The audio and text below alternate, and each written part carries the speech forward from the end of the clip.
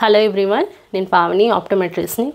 ఇవాళ నేను తీసుకోపోయే topic introduction to I. మనం before going to the topic అసలు ఫస్ట్ ఐ అంటే ఏంటి అనేది తెలుసుకుందాం. ఇంకా ఐ చేసే ఫంక్షన్ ఏంటి, మన చుట్టూ ఉన్న ప్రదేశాన్ని మనం క్లియర్గా కనిపించేందుకు యూస్ఫుల్ అవుతుంది అనమాట. It helps us to see the world around us clearly. ఏదైనా ఒక వస్తువుని చూడాలి అంటే ఆ వస్తువు ఒక్కటి ఉంటే సరిపోదు, నాకు ఫస్ట్ లైట్ అనేది ఉండాలన్నమాట. అదే లైట్ కనుక లేకపోతే మనం ఏ వస్తువుని చూడలేం. సో ఏ వస్తువు చూడాలన్నా లైట్ అనేది మీడియం లాగా యాక్ట్ అవుతుందన్నమాట. సో ఫర్ ఎగ్జాంపుల్ నేను ఇప్పుడు ఈ పెన్ను చూడాలనుకుంటున్నా. ఈ పెన్ చూడాలి అంటే ఆ లైట్ రేస్ అనేవి ఈ పెన్ను మీద పడితే ఈ ఆబ్జెక్ట్ మీద పడిన లైట్ రేస్ రిఫ్లెక్ట్ అయ్యి మన కంటి మీద పడితే ఆ కంటి లోపల నుండి రెటీనా మీదకి రీచ్ అయినప్పుడు మనకి ఇమేజ్ అనేది ఫామ్ అవుతుంది. సో ఎగ్జాంపుల్, ఇప్పుడు నేను ఈ క్యాండిల్ చూడాలి. ఈ క్యాండిల్ని చూడాలి అంటే ఫస్ట్ నాకు అక్కడ మీడియం ఉండాలి. ఆ మీడియం ఏంటి? లైట్. ఆ లైట్ అనేది మనకి డైరెక్ట్ న్యాచురల్ లైట్ అంటే సన్లైట్ అన్న అవ్వచ్చు, లేకపోతే ఏదన్నా బల్బ్ అన్న అవ్వచ్చు. దేని నుండి అన్నా కానీ లైట్ అనేది రావాలి, ఫస్ట్ ఇంపార్టెంట్. సో ఎప్పుడైతే ఆ లైట్ రేస్ అనేది ఒక సోర్స్ నుండి లైట్ రేస్ అనేది ఒక ఆబ్జెక్ట్ మీద పడుతుందో ఆ ఆబ్జెక్ట్ ఆ లైట్ రేస్ని రిఫ్లెక్ట్ చేస్తాయి అన్నమాట. రిఫ్లెక్ట్ అయిన లైట్ రేస్ మన కంటి మీద పడి ఆ రేస్ అనేవి మన కంటి లోపల వెనక భాగం ఏదైతే ఉందో దాన్ని రెటీనా అంటారు. ఆ రెటీనా మీద పడి అప్పుడు ఆ సిగ్నల్స్ అనేవి బ్రెయిన్కి రీచ్ అయిన తర్వాత మనం ఆ ఇమేజ్ని క్లియర్గా చూడగలుగుతాం. సో ఇప్పుడు కొంచెం డీటెయిల్డ్గా వెళ్దాం. ఎప్పుడైతే ఆ లైట్ రేస్ అనేవి రిఫ్లెక్ట్ అవుతాయో మన కంటి మీద పడతాయి అన్నా కదా, ఫస్ట్ ఏ పార్ట్ మీద పడుతుంది? దాన్నే కార్నియా అంటాం. కార్నియా అంటే ఏంటి? కార్నియా అంటే it is the clear front surface అనమాట. మన కంటి మొదటి భాగం, యాంటీరియర్ పార్ట్ అంటాం కాబట్టి అది మన కంటిలో ఉన్న మొదటి భాగం. అది ఎలా ఉంటుంది? ట్రాన్స్పరెంట్గా ఉంటుంది. సో ఎందుకు ట్రాన్స్పరెంట్గా ఉండాలి? ట్రాన్స్పరెంట్గా ఎందుకు ఉండాలంటే ఇప్పుడు ఎక్కడైనా లైట్ అనేది పాస్ అవ్వాలి అంటే ఆ ఆబ్జెక్ట్ అనేది ట్రాన్స్పరెంట్గా ఉంటేనే ఒక మీడియం నుండి ఇంకో మీడియంకి లైట్ అనేది ట్రాన్స్ఫర్ అవుతుంది. ఇన్ కేస్ ఇది కనుక ట్రాన్స్పరెంట్ లేదనుకోండి, ఒపెక్గా ఉందనుకోండి, ఏమవుతుంది? ఆ లైట్ రేస్ అనేవి అక్కడే ఆగిపోతాయి, వెనక్కి రీచ్ అవ్వలేవు. సో ఇప్పుడు మనకి ఆ లైట్ రేస్ అనేవి పాస్ అయ్యి రెటీనా మీద పడాలి అంటే ఫస్ట్ యాంటీరియర్ మోస్ట్ సర్ఫేస్ ఏదైతే అంటున్నామో, ముందు భాగం ఏదైతే అంటున్నామో అది కార్నియా. ఆ కార్నియా అనేది ట్రాన్స్పరెంట్గా ఉంటేనే ఈ రేస్ అనేవి కంటి లోపలికి ఎంటర్ అవుతాయి. ఇన్ కేస్ ఇది కనుక ట్రాన్స్పరెంట్గా లేకపోతే లైట్ రేస్ అనేవి లోపలికి ఎంటర్ అవ్వవు. ఎంటర్ అవ్వలేనప్పుడు ఏమవుతుంది? అవి రెటీనా మీద పడదు, మనకి ఇమేజ్ అనేది కనపడదు. అండ్ ఈ కార్నియా అనేది ఒట్టి ట్రాన్స్పరెంట్గానే ఉండదు, దాన్ని డోమ్ షేప్ అని కూడా మనం అంటాం. ఎందుకు డోమ్ షేప్లో ఉండాలి? డోమ్ షేప్ అంటే ఏంటి? ఇలా ఉంటుంది డోమ్ అంటే కర్వ్ తిరిగి ఉంటుందన్నమాట. ఎందుకు కర్వ్ తిరిగి ఉండాలి? స్ట్రైట్గా ఎందుకు ఉండకూడదు అంటే మనకి పడ్డ లైట్ రేస్ అనేవి ఒక పర్టికులర్ యాంగిల్లో అది బెండ్ అవ్వాలి. బెండ్ అయ్యి రెటీనా దగ్గరికి రీచ్ అయినప్పుడు అదొక సింగిల్ ఫోకల్ పాయింట్లో ఫామ్ అవ్వాలి. అలా సింగిల్ ఫోకల్ పాయింట్లో ఫామ్ అయినప్పుడే మనకి ఇమేజ్ ఏదైతే చూస్తున్నామో అది క్లియర్గా ఉండాలి. ఆ బెండింగ్ అనేది ఈ కర్వ్ బట్టి ఈ కర్వేచర్ మీద డిపెండ్ అయ్యి ఉంటుంది. ఈ కర్వేచర్ అనేది కార్నియాకు ఒక డయాప్ట్రిక్ పవర్ అనేది ఉంటుందన్నమాట. ఆ డయాప్ట్రిక్ పవర్ని బేస్ చేసుకొని లోపల బెండ్ అవుతుంది. ఆ బెండ్నే మనం రిఫ్రాక్షన్ అని అంటాం. సో కార్నియాని దాటగానే ఈ రేస్ అనేవి ఫస్ట్ బెండ్ అయితే దాన్నే రిఫ్రాక్ట్ అయితే అంటాం. ఒక పర్టికులర్ యాంగిల్లో బెండ్ అయితే ఎంత పర్టికులర్ యాంగిల్లో బెండ్ అవ్వాలనేది ఈ కార్నియల్ డయాప్ట్రిక్ పవర్ మీద బేస్ అయ్యి ఉంటుంది. కార్నియాని దాటంగానే వెంటనే కార్నియా వెనకనే మనకి క్రిస్టలైన్ లెన్స్ అనేవి ఉంటాయి అన్నమాట.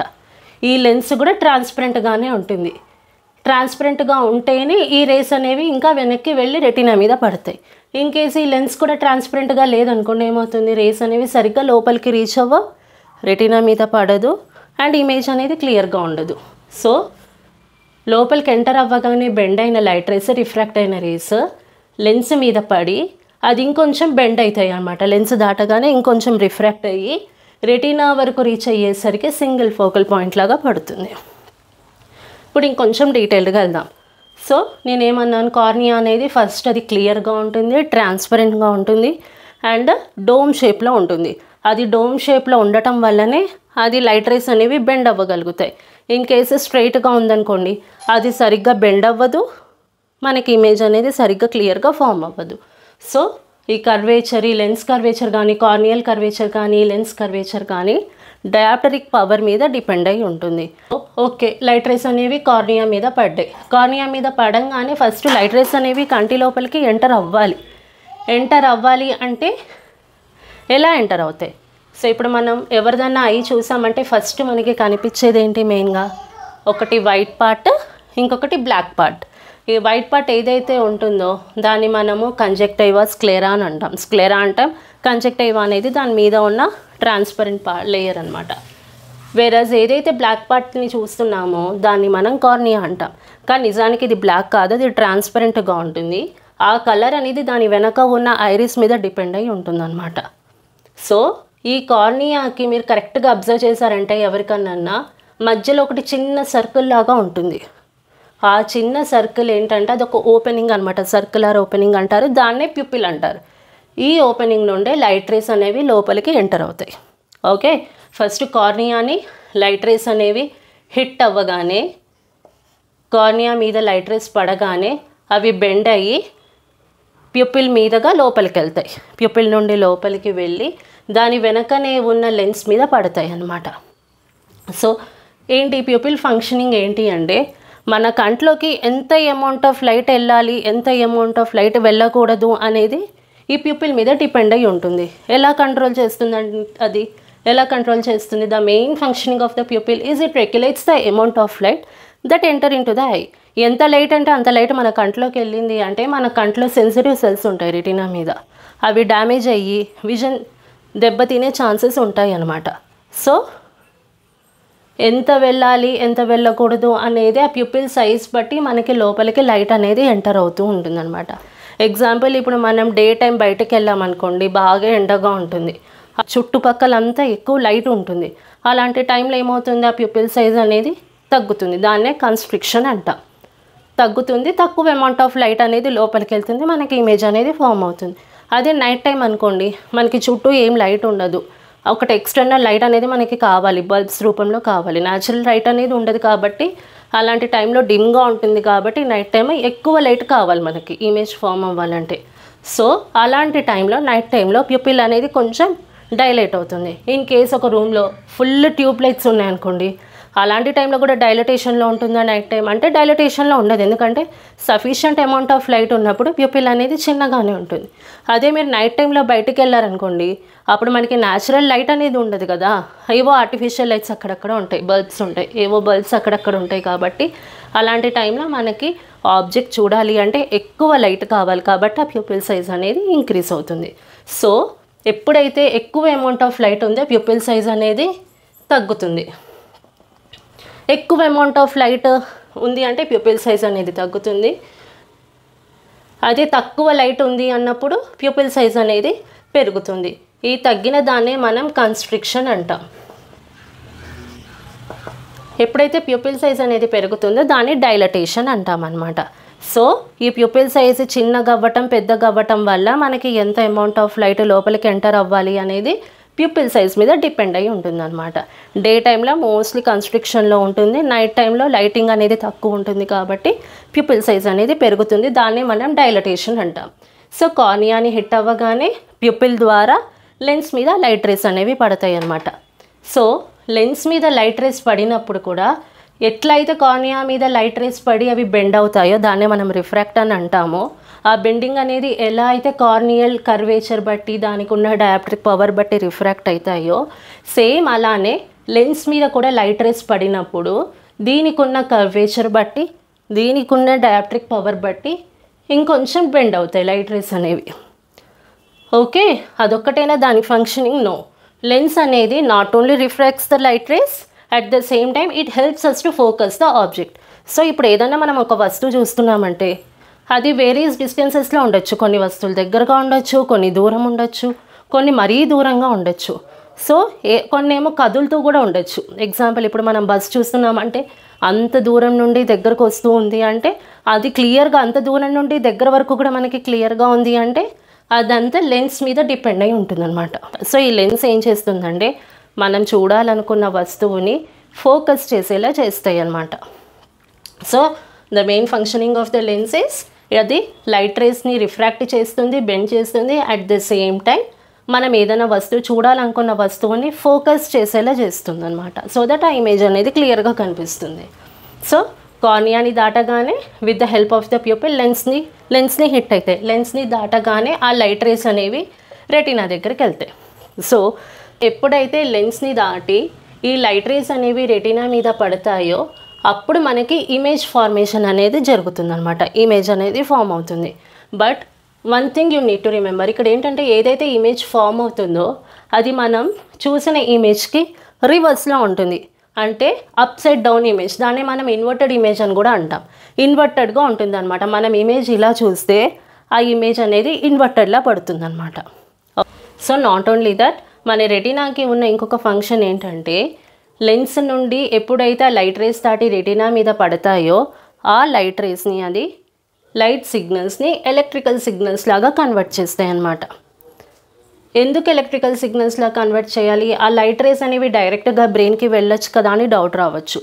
ఎందుకు కన్వర్ట్ చేయాలి అంటే మన కంటికి ఉన్న ఒక అడ్వాంటేజ్ బ్రెయిన్కి లేనిది ఏంటంటే మన కంట్లో లైట్ సెన్సిటివ్ సెల్స్ అనేవి ఉంటాయి. ఈ లైట్ సెన్సిటివ్ సెల్స్ అనేవి రెటీనా మీద ఉంటాయి అన్నమాట. సో అదేం చేస్తుందంటే ఆ లైట్ని యాక్సెప్ట్ చేసుకుంటుంది. బట్ వేరాజ్ బ్రెయిన్లో ఆ లైట్ సెన్సిటివ్ సెల్స్ అనేది ఉండదు. సో లైట్ రేస్ అనేది డైరెక్ట్గా బ్రెయిన్ తీసుకోలేదన్నమాట. అందుకని బ్రెయిన్కి ఏదన్నా ఇన్ఫర్మేషన్ రీచ్ అవ్వాలి అంటే అది ఎలక్ట్రికల్ సిగ్నల్స్లా ఉంటేనే అది ఇన్ఫర్మేషన్ అనేది బ్రెయిన్కి వెళ్తుంది. అన్లెస్ అంటే అది ఎలక్ట్రిక్ సిగ్నల్స్ లాగా లేకపోతే ఇన్ఫర్మేషన్ అనేది ఏది కూడా బ్రెయిన్కి వెళ్ళదు. అందుకని ఈ రెటీనాలో ఈ ఫోటో సెన్సిటివ్ సెల్స్ అనేవి ఉంటాయి అన్నా కదా, అది లైట్ని తీసుకొని ఆ పర్టికులర్ ఇమేజ్ ఇన్ఫర్మేషన్ని ఎలక్ట్రికల్ సిగ్నల్స్ లాగా కన్వర్ట్ చేస్తుంది. అది కన్వర్ట్ చేసిన ఎలక్ట్రికల్ సిగ్నల్స్ని బ్రెయిన్కి పంపిస్తుంది. సో డైరెక్ట్గా బ్రెయిన్కి పంపిస్తుందా? నో. ఈ బ్రెయిన్కి తీసుకెళ్ళటానికి మధ్యలో ఒక మెసెంజర్ ఉండాలి కదా, అదే నథింగ్ బట్ ఆప్టిక్ నర్వ్. ఈ ఆప్టిక్ నర్వ్ ద్వారా బ్రెయిన్కి ఇన్ఫర్మేషన్ అనేది రీచ్ అవుతుంది. So what is the function of the optic nerve? It carries the electrical signals from retina to brain.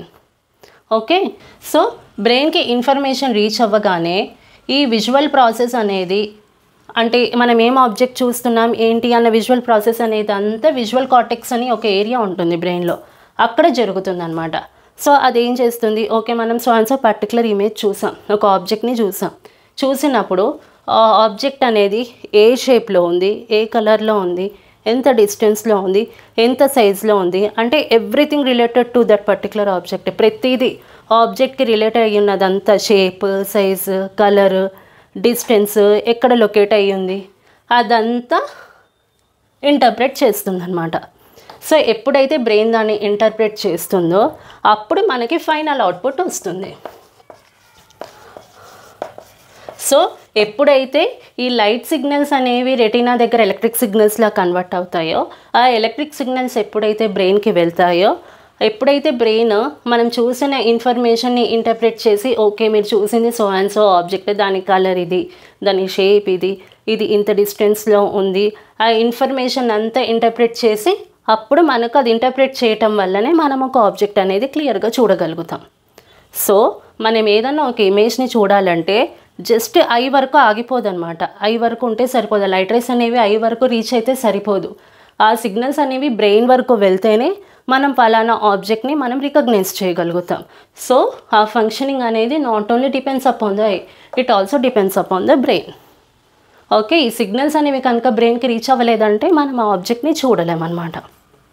So ఒక ఆబ్జెక్ట్ని చూడాలి అంటే ఈ టోటల్ ప్రాసెస్ అనేది జరగాలి. ఫస్ట్ లైట్ రేస్, మనం ఏ వస్తువు చూసినా కూడా దాని నుండి లైట్ రేస్ అనేవి రిఫ్లెక్ట్ అవుతాయి.